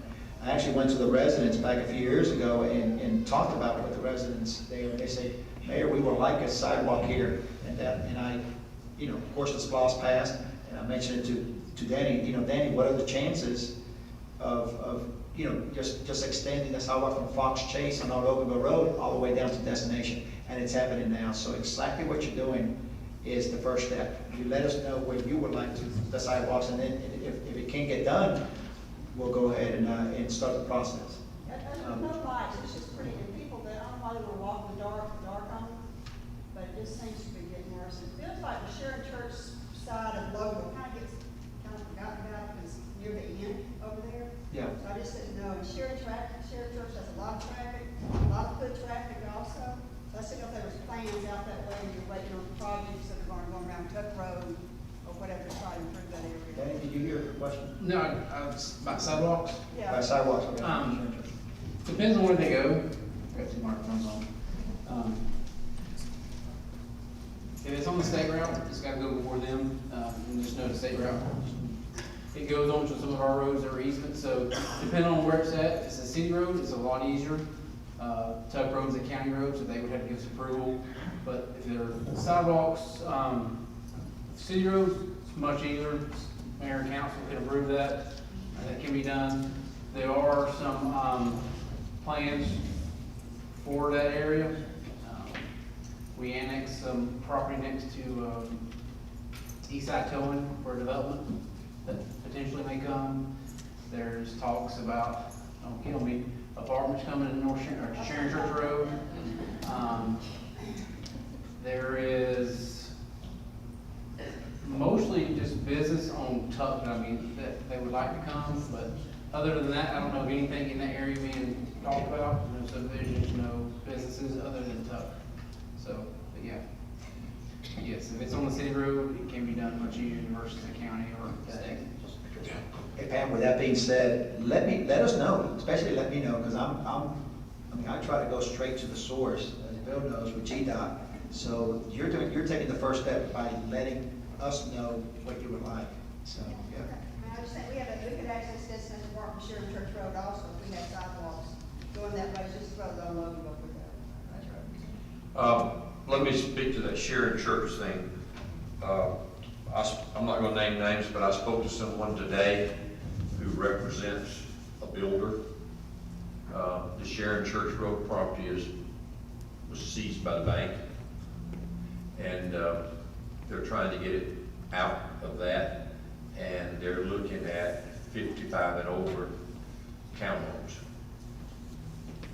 instead of apartments. So I know that is a possibility from what I was talking to this person today. So I just thought I'd throw that out. It's more than apartments. Yes. It kind of fits the neighborhood actually with 55. I mean, Outer Ridge is kind of 55-ish, the village is 55-ish. So I think that kind of fits that area. And that's just my opinion. You know, we brought up apartments, I just wanted to jump in here. Danny, correct me if I'm wrong. All this apartment stuff predates everybody up here. The mayor and I have been up here a while. That predates us, so just keep that in mind, because I know we have some difficult decisions coming up. It's just, nobody on council nor myself has brought any requests for anything RM related. Actually, contrary, we're the ones that bring an RM moratorium, because we've heard y'all. Trust me.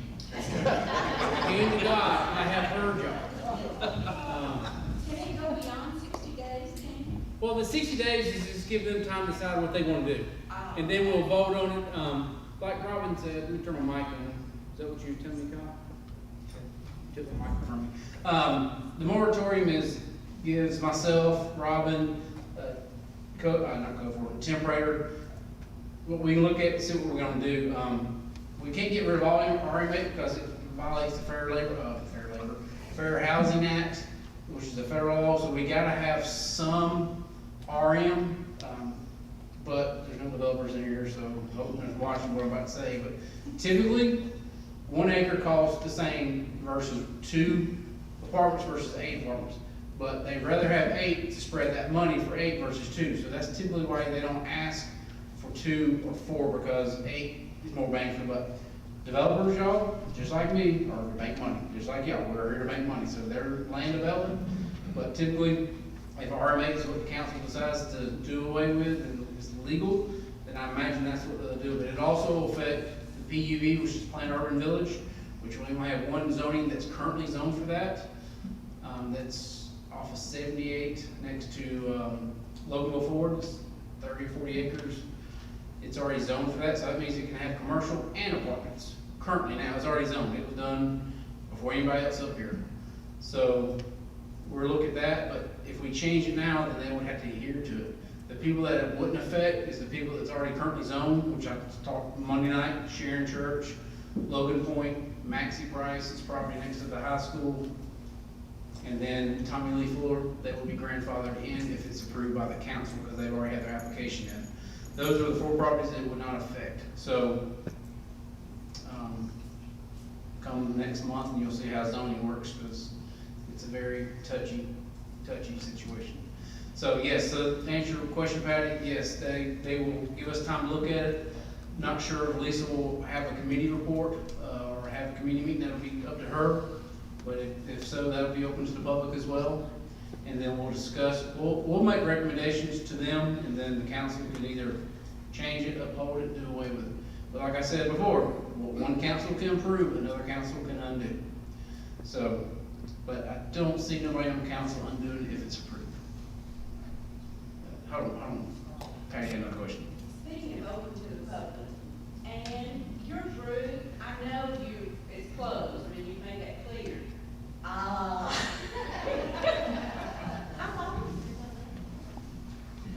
Anyway, would you please consider, there are many of us that are very interested in what's gonna be going on. I think y'all saw that with Conley.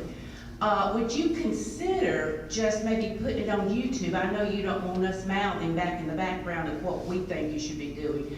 But if you put it on YouTube, you couldn't hear us screaming and yelling, and yet we could see what y'all were talking about. And I think that would be very fair to the citizenry as a whole. And I would love to get the support from each council member sitting up there for this request. If you'll just think about it, because you said maybe 4 weeks till the meeting, if you'll just think about that, because I think that's a pretty fair request. I appreciate it. I appreciate your feedback. At this time, and I want the people who are on the group to feel comfortable talking about how they feel. This is not about me talking about how I feel. This is about the 6 members that were nominated by each one of us up here talking about what they think. And the results of those discussions are going to be available to everybody, not just on the council, but they'll be made public. But I do not want anybody fearing to be candid for feedback from other people. That's my concern. I hear what you're saying, but that's my concern. At this point, unless something drastically changed, or I would like to leave them closed. But I appreciate your request. Terry, I believe, has a question. He's on microphone for YouTube. Had a lot of complaints they couldn't hear Monday. I was encouraged to hear that the North Sharon Church development is, the developer's looking at 55 and plus, which means that we have a developer that is actually listening maybe to looking at developing our community in that has some continuity to it. So I was just really glad to hear that. And I also just want to tip my hat to the efforts y'all are making in listening to our concerns. And thank you very much.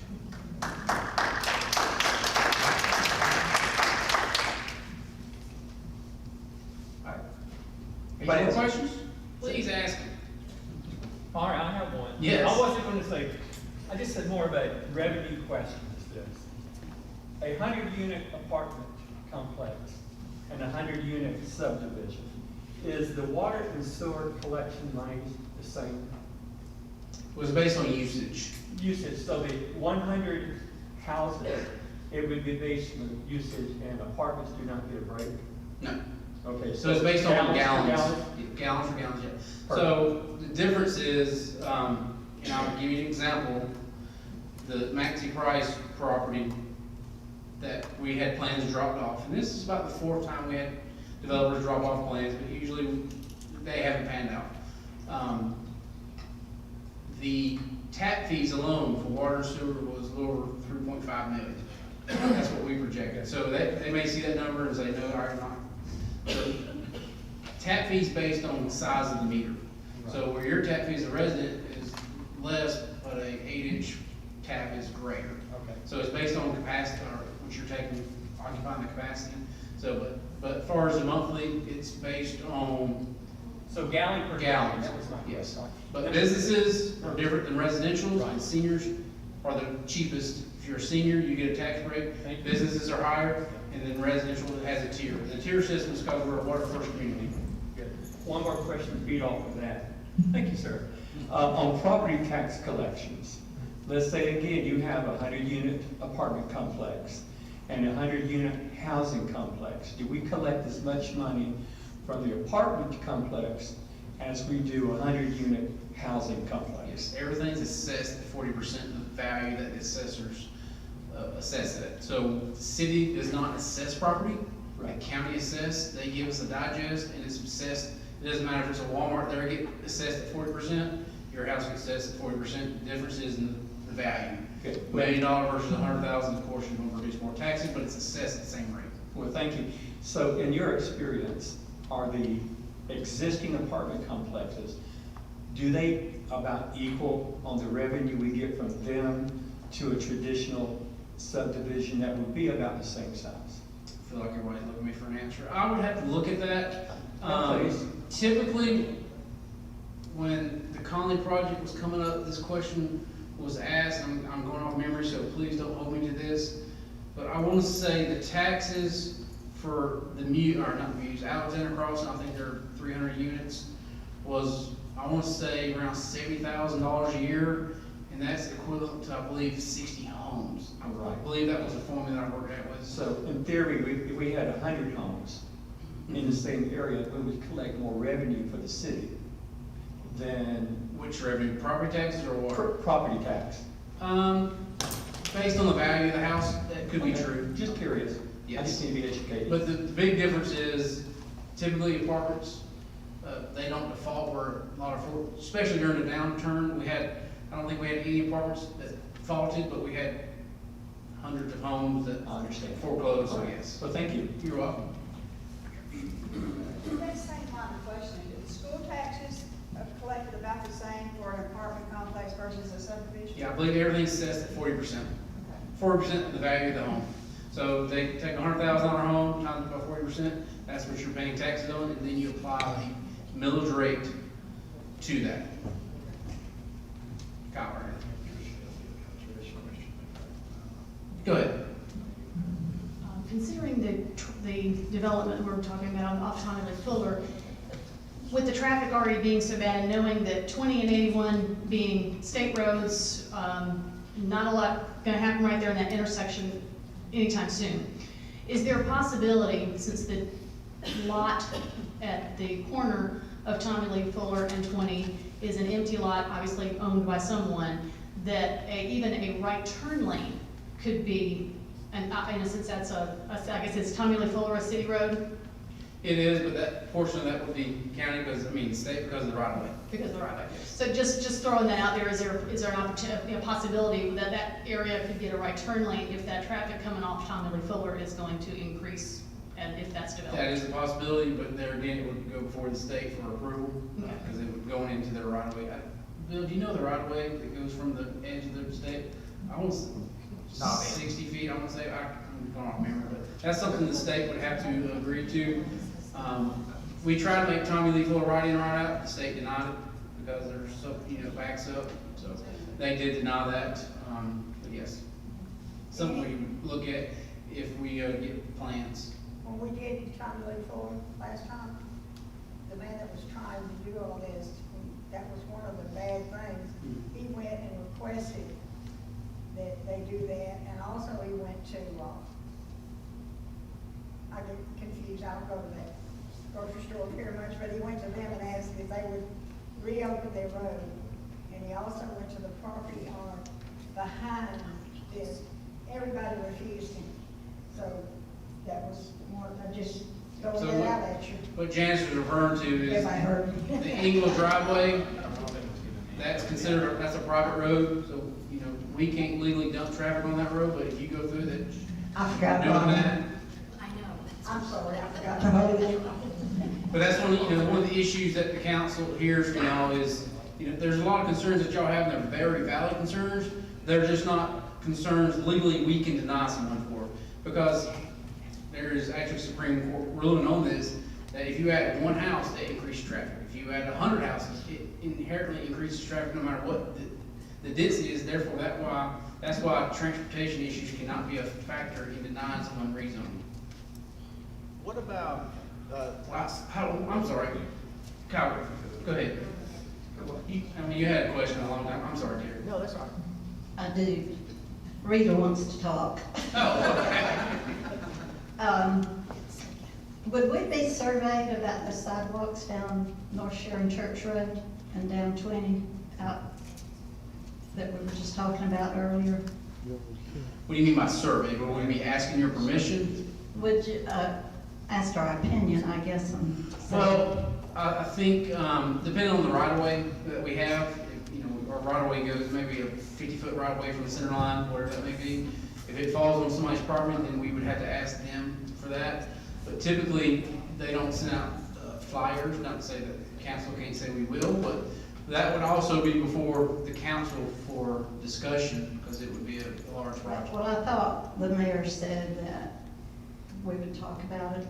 Yeah, well, I mean. Well, you can definitely email or Well, Pam, yeah, well, Because we don't want sidewalks. Yes. Oh, well, there you go. But it's, I mean, that's in a nutshell. That's the joint meeting, city manager, I have half of them on it, half of them.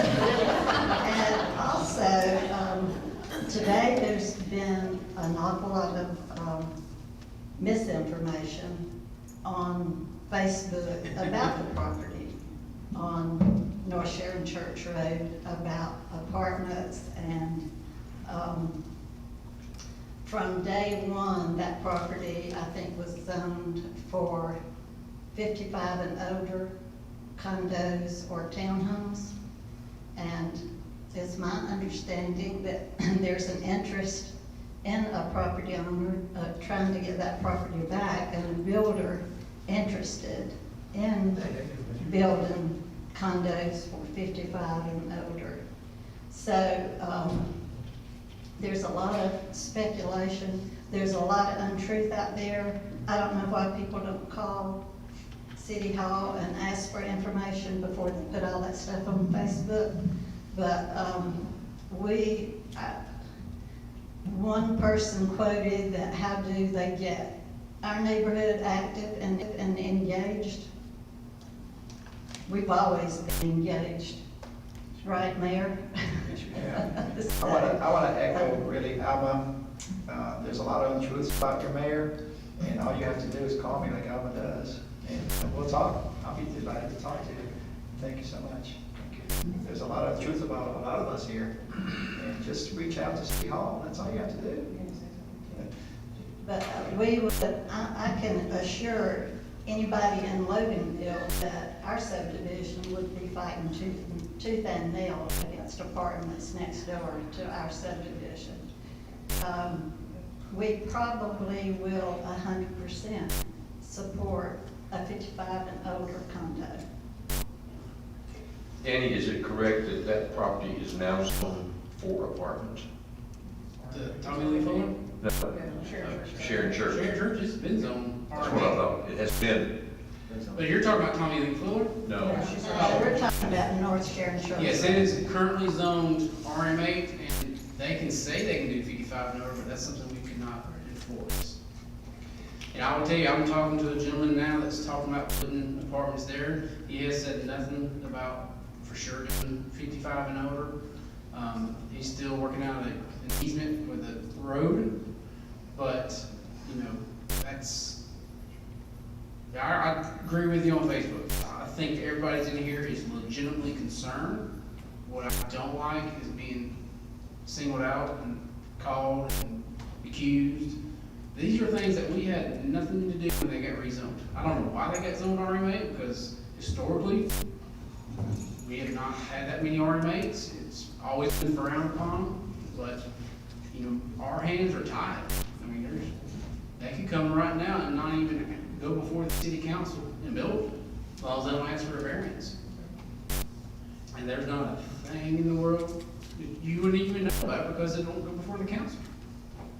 That's what I take so frustrating when I, you know, get accused of, you know, you're thinking this stuff was done in the early 2000s. Maxi Price was done in 1994, I believe, 96. Miss Janice was speaking against it then.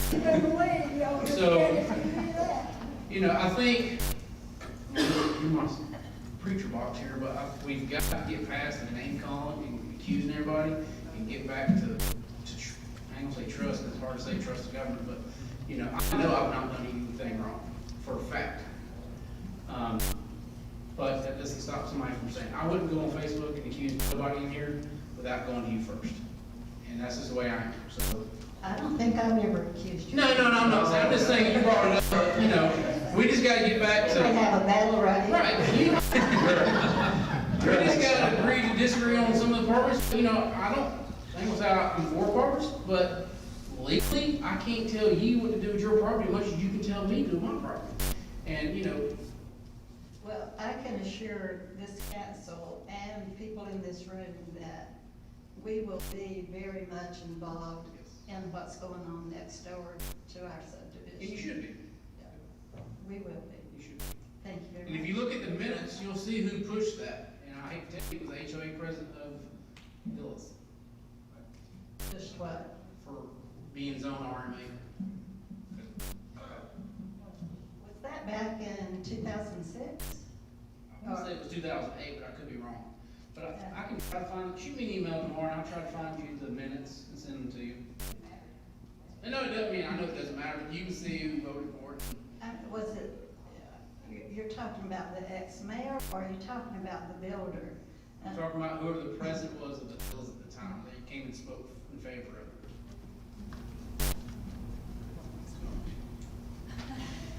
it. Okay.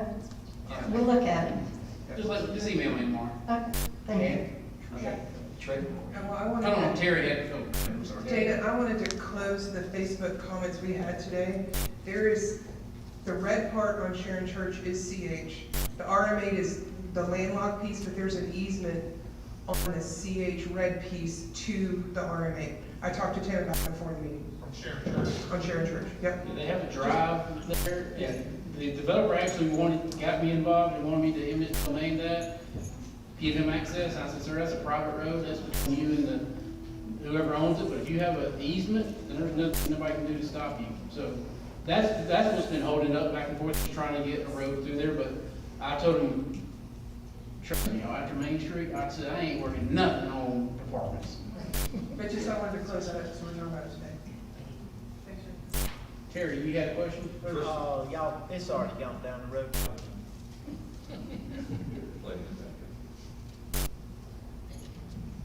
If you want to piggyback on her comment about being very involved, that's where you live. And for me, that's Tommy Lee Fuller. And I've got a conflict because the planning commission is June 25th and the LDA is June 25th. And I can't clone myself. So, help. We made that meeting for the LDA because at that time, we only had a few members, and that was the only day we could have. We didn't even think about it. We didn't do it maliciously. Oh, I know. We didn't do anything like that. Oh, I know. And to be honest, that meeting's gonna be about 5 minutes for the LDA. She wants you to cancel it, Brandon. I don't know if you got it. She wants you to cancel it. Ain't really now. So this doesn't typically happen. No, we have five number one is on the other Thursday of the following month. Okay. It will never happen again, I promise. Thank you. Thank you so much. Thank you. And before we leave, Heather Boyce, again with Piedmont Walton, thank you. She has braved almost 2 hours of being here. Thank you so much. I'll make sure Larry over hears about this. All right. Have a good night. God bless you.